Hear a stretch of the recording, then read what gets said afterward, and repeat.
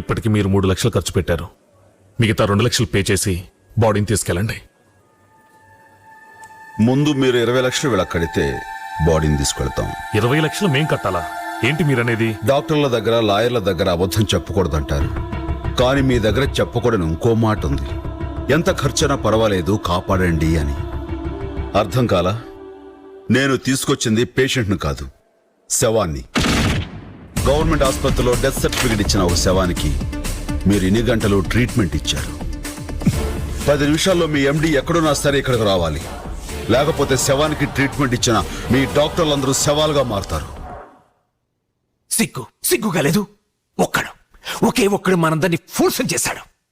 వాడి దగ్గర ఇంకా ఏమి ఎవిడెన్స్ ఉన్నాయో చెప్పండి. గవర్నమెంట్ హాస్పిటల్లో పేషెంట్ చనిపోయాడన్న డెత్ సర్టిఫికేట్, మన హాస్పిటల్లో అడ్మిట్ అయిన time, lab reports, medical bills, టోటల్గా ఒక ఫైలే ఉంది సార్.